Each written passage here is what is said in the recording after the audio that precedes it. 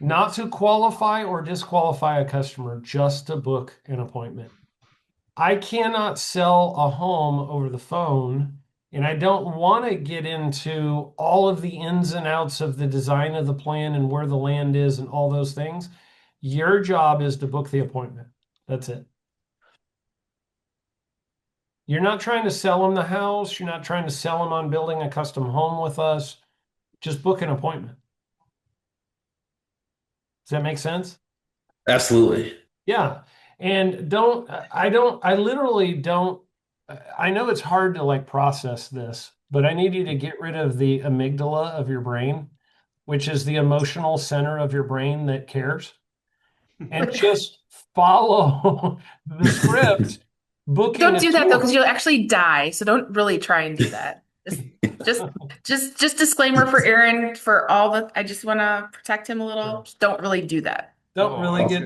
don't use a Don't aim for my spoon. lobotomy next week. Don't grab a dull spoon this weekend and carve out the amygdala of your brain. Hey, Probably people not a do good some idea. stupid stuff. I'm just Big chief. saying. Big chief. But it's we want to book a tour. What I want you to be, Justin, is the constant and let the customer be the variable. And if you get done going through this script and you didn't book them and it turned into a train wreck of a conversation, then I want you to text me and say, Aaron, had a phone call at 3:44 p.m. Please listen to it. Tell me what we could do differently.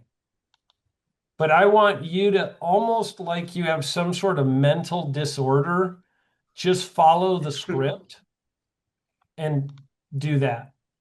Awesome. Yeah, because with a guy who's like, hey, I got this piece of land I want to build offsite, I got this spot I want to build, and I've got this land, and great, well, let's get you in to take a model home tour. You can come see our homes and let the salesperson working the deal figure out the rest of it. Your job is not to figure out the deal. Your job is to book the appointment. Gotcha. You know, we'll figure out the deal when the customer comes in.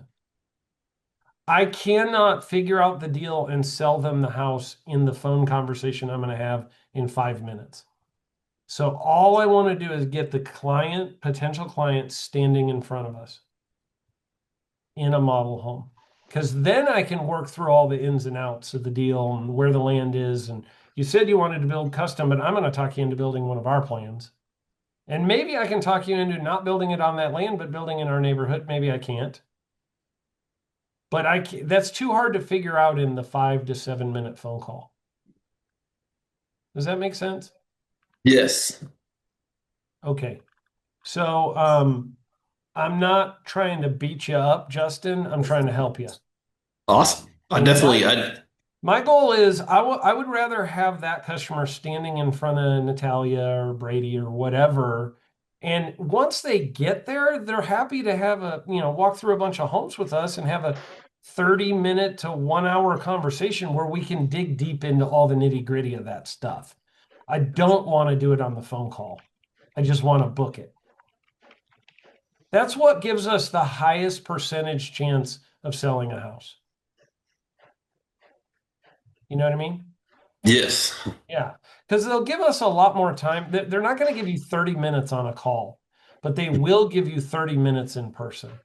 And I can dig into all the hurdles and obstacles when they're standing in front of me.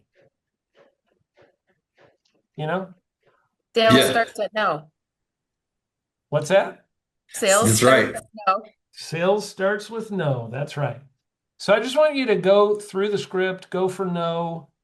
Pretend like you have a mental disorder and your amygdala's gone and you have no emotional processing center in your brain, and just book the appointment. Awesome. Do not try to if you find yourself qualifying or disqualifying, don't do that. Awesome. Okay. Same thing with the realtor. That's the same thing in that realtor call. You were trying to qualify or disqualify her a little bit, right? Yeah. And that's not what we want to do. It's even like when we get to the part that feels like qualifying, which is right here. This part right here is qualifying, feeling qualifying. I'm not going to react to whatever they say. If I say, what is the price range of home that you're looking for? And they go, I want to keep it under 75,000. My job is not to qualify or disqualify. It's just to ask the question. That's it. And then I go, okay, so just to clarify, what monthly payment are you comfortable with? $400 a month. Okay, great. And then I'm just going to keep going with the script. I'm not going to stop and go, well, you don't really qualify for what we have. My job is not to qualify or disqualify them. I'm just all I want to do is book the appointment. At Shaw Homes, I had 2 clients in one day. I had people who did what you're doing, Justin, and they just book appointments. I listened to the recording. I had them both scheduled at the exact same time. It was like a Tuesday at 1 o'clock.